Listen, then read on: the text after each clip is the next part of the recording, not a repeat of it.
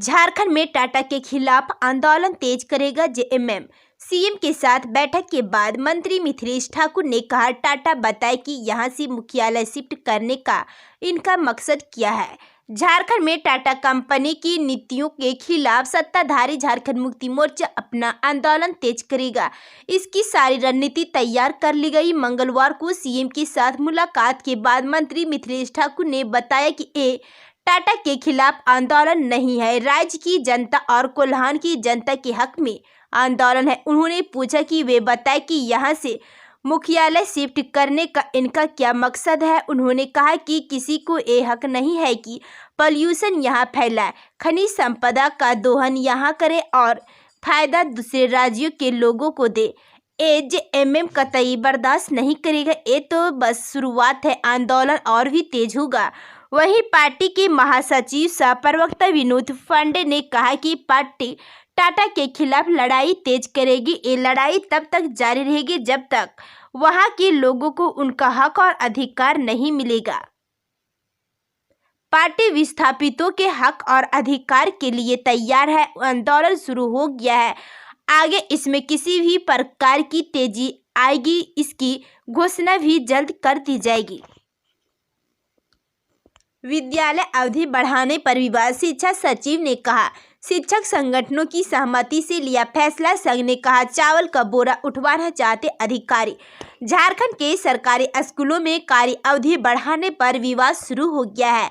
झारखंड सरकार के स्कूली शिक्षा एवं साक्षरता विभाग की ओर से स्कूलों में कक्षा संचालन का समय 1 घंटे बढ़ाने के फैसले के विरोध में शिक्षक संगठनों ने राज्य स्तरीय धरना प्रदर्शन व हड़ताल पर जाने की घोषणा कर दी। इस बीच पूरे मसले पर विभागीय सचिव राजेश कुमार शर्मा ने मंगलवार को बड़ा बयान दिया। कहा कि स्कूल अवधि में बढ़ोतरी का निर्णय शिक्षक संगठनों की सहमति मिलने के बाद लिया गया। इस मुद्दे पर अगर किसी को कोई आपत्ति है तो उसे वार्ता करनी चाहिए। उन्हें अब तक किसी संगठन की ओर से कोई आपत्ति पत्र प्राप्त नहीं हुआ है। इसी बीच झारखंड प्राथमिक शिक्षक संघ पूर्वी सिंहभूम इकाई ने फैसले के विरोध में मंगलवार को अधिकारियों को अपना मांगा पत्र सौंपा। कहा कि विभागीय अधिकारी शिक्षकों से पूरे वर्ष चावल का बोरा उठवाना चाहते। इसके खिलाफ 28 नवंबर को राज्य स्तरीय बैठक होगी। इसमें अधिसूचना को रद्द कराने तक सरकार के खिलाफ धरना प्रदर्शन व हड़ताल किया जाएगा। बीजेपी विधायकों की अगुवाई में चेयरमैन से मिला प्रतिनिधिमंडल। विधायकों ने कहा, जेपीएससी चेयरमैन ने स्वीकारी गलती। चेयरमैन ने कहा, कुछ नहीं स्वीकारा, 4 दिन में सभी शिकायतों का देंगे जवाब। 7वीं 10वीं झारखंड लोक सेवा आयोग की पीटी परीक्षा गड़बड़ी का आंदोलन में अब बीजेपी भी शामिल हो गई है। मंगलवार को बीजेपी के 2 विधायक नवीन जायसवाल और भानु प्रताप शाही की अगुवाई में नाराज अभ्यर्थियों का एक प्रतिनिधिमंडल जेपीएससी के चेयरमैन अमिताभ चौधरी से मिला।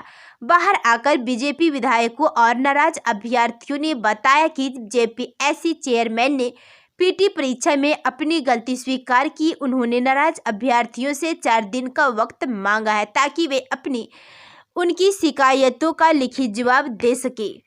वहीं जेपीएससी चेयरमैन अमिताभ चौधरी ने इसे खारिज कर दिया है।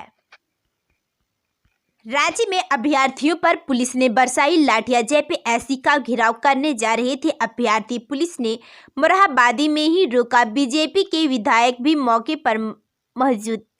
7वीं 10वीं जेपीएससी का विवाद थमने का नाम ही नहीं ले रहा। मंगलवार को एक बार फिर इस पर हंगामा शुरू हो गया है। अपने पूर्व नियोजित कार्यक्रम के तहत अभ्यर्थी मोरहाबादी से जेपीएससी दफ्तर घेराव करने जा रहे थे। इन्हें पुलिस मोरहाबादी के बापू वाटिका में ही रोकने की कोशिश की, लेकिन अभ्यर्थी नहीं माने। रोकने के लिए पुलिस ने अभ्यर्थियों पर लाठियां बरसाई है। इस बार अभ्यर्थियों को बीजेपी का भी सपोर्ट मिल रहा है। बीजेपी के विधायक नवीन जायसवाल, भानु प्रताप शाही, गोमिया विधायक लमोदर महतो भी मौजूद थे। अभ्यर्थियों ने बताया कि पुलिस ने लड़कियों पर भी लाठियां बरसाई है। इसके बाद प्रशासनकारी महिलाएं सहित अभ्यर्थी बीच सड़क पर ही धरने पर बैठ गए। लाठीचार्ज होने के बाद विधायक भानु प्रताप शाही ने मोर्चा संभालते हुए अभ्यर्थियों को आगे बढ़ने के लिए प्रेरित किया। इस दौरान पुलिस कर्मियों के साथ उनकी तीखी नोकझोंक हो गई। फ्रांसीसी सोरेन मर्डर केस का खुलासा, शराब पी रहे दोस्तों ने कर दी थी हत्या, 4 आरोपी अरेस्ट। झारखंड के साहिबगंज जिले के रांगा थाना क्षेत्र के आमझोर निवासी वैलन मुर्मू के पुत्र फ्रांसीसी सोरेन की हत्या 6 नवंबर को कर दी गई थी।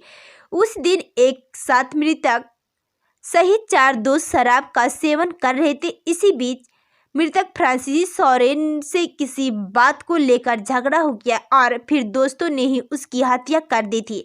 इस मामले में पुलिस ने 4 आरोपियों को गिरफ्तार कर लिया। ये बातें एसपी अनुरंजन किस्पोट्टा ने मंगलवार को पुलिस लाइन में आयोजित पत्रकार सम्मेलन में कही। मृतक की चाचा रघु सोरेन द्वारा रंगा थाना में हत्या की शिकायत की गई थी, जिसमें गांव के ही पशुल मुर्मू सहित अन्य के नामजद आरोपी बनाया गया था, जिसको लेकर रंगा थाना में कांड संख्या 109/21 दर्ज कर अभियुक्तों की गिरफ्तारी को लेकर सघन छापेमारी अभियान चलाया गया था। फ्रांसीसी सोरेन की हत्या की शिकायत थाना के 11 नवंबर को फ्रांसीसी के चाचा द्वारा की गई। मृतक के चाचा रघु सोरेन ने जानकारी दी थी कि 6 नवंबर को कुंवर टोला में फुटबॉल मैच हुआ था और उसी दिन मेरे भतीजे की हत्या हो गई थी।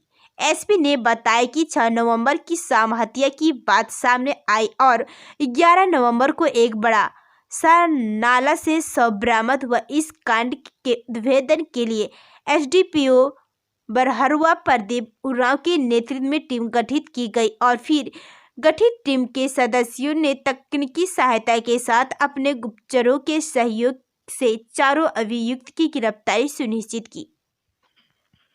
आज से गिरेगी रांची का पारा, अगले 3 दिनों तक झारखंड के सभी जिलों में बढ़ेगी ठंड। न्यूनतम तापमान में 4 डिग्री सेल्सियस तक आएगी गिरावट।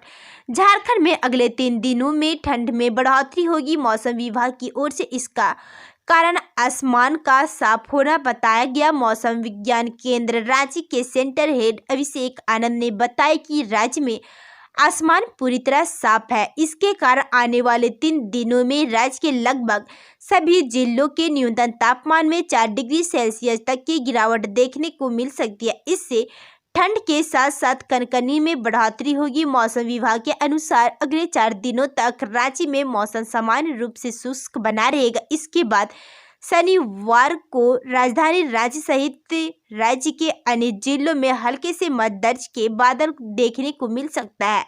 इस दौरान रात में ओस गिरने से लोगों को काफी परेशानियों का सामना करना पड़ेगा। सुबह और शाम में कनकनी बढ़ेगी। शनिवार तक शहर का न्यूनतम तापमान 13 डिग्री सेल्सियस के आसपास पहुंचने की संभावना है, क्योंकि दिन में हल्की धूप निकलने से लोगों को राहत मिलेगी। रफ्तार ने छीनी जिंदगी, 150 की स्पीड से चल रही कार डिवाइडर से टकराकर पुल से गिरी।